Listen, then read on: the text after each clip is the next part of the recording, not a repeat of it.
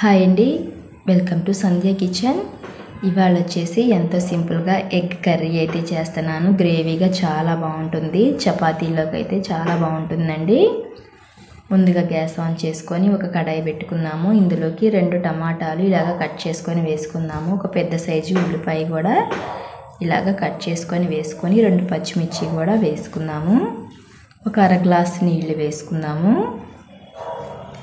ఇందులోకి 2 ఇంచుల అల్లము, ఒక 4-5 చిన్నులపాయ రబ్బలు, దాల్చిన చెక్క కొంచెం, లవంగాలు 4 వేసుకొని మూత పెట్టేసి ఉడికించుకోవాలి.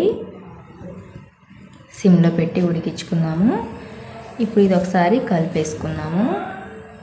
ఇలాగ ఎగ్ కర్రీ ట్రై చేయండి, చాలా బాగుంటుంది. చపాతీలోకి అయితే సింపుల్గా కూడా అయిపోతుంది. ఇదిగోనండి, ఇలా ఉడికిపోయింది కదా. ఇప్పుడు గ్యాస్ ఆఫ్ చేసుకుందాము. గ్యాస్ ఆఫ్ చేసుకొని ఒక మిక్సీ జార్లోకి తీసుకుందాము. మెత్తగా పేస్ట్ లాగా మిక్సీ పట్టుకోవాలి. ఇప్పుడు ఇందులోకి కొన్ని జీడిపప్పులు కూడా వేసుకుందాము. ఇలా జీడిపప్పు వేసుకోవడం వల్ల కమ్మగా ఉంటుందండి కూర.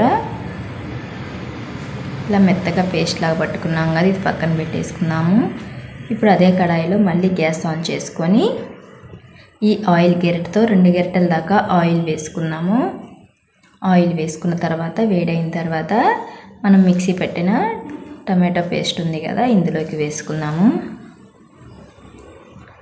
ఇది సిమ్లో పెట్టి బాగా వేయించుకోవాలి. హైలో పెట్టామంటే మాడిపోతుంది. సిమ్లో పెట్టి నిదానంగా వేయించుకోవాలి. ఇందులోకి కొద్దిగా పసుపు వేసుకున్నాము, కారం వేసుకున్నాము, కొద్దిగా పచ్చిమిర్చి వేసాము కదా, చూసి కారం వేసుకోవాలి. 1 స్పూను ధనియాల పొడి వేసుకున్నాము. 1 అర స్పూను గరం మసాలా వేసుకున్నాము. రుచికి తగ్గట్టు సాల్ట్ వేసుకున్నాము. ఇప్పుడు ఇదంతా కలిసిపోయేలాగా బాగా కలిపేసుకోవాలి. పచ్చివాసన అంతా పోయి బాగా వేగాలి. అయితే ఫ్రెండ్స్, నేను చేసే వీడియోస్ కనుక మీకు నచ్చినట్టయితే లైక్ చేయండి, సబ్స్క్రైబ్ చేయండి ఫ్రెండ్స్.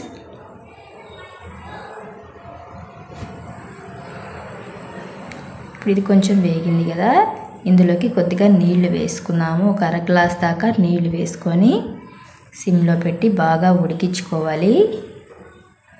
మంచి గ్రేవీగా చాలా బాగుంటుందండి ఈ కర్రీ. మూత పెట్టేసి ఉడికించుకుందాము. ఇలాగ ఉడికింది కదా. ఇప్పుడు ఇందులోకి సన్నగా కట్ చేసుకున్న కొత్తిమీర కూడా వేసుకున్నాము.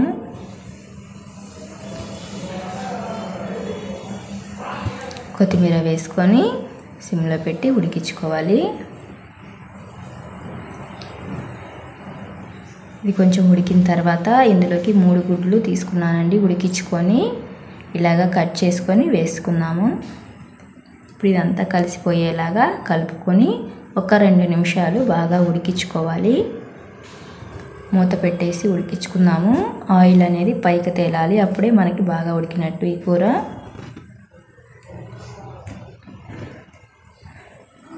చూశారు కదా, ఇలాగ ఎంతో సింపుల్గా చేసుకోవచ్చు. చపాతీలోకి అయితే చాలా బాగుంటుంది. ఇప్పుడు ఒక గిన్నెలోకి తీసుకుందాము. అంతేనండి.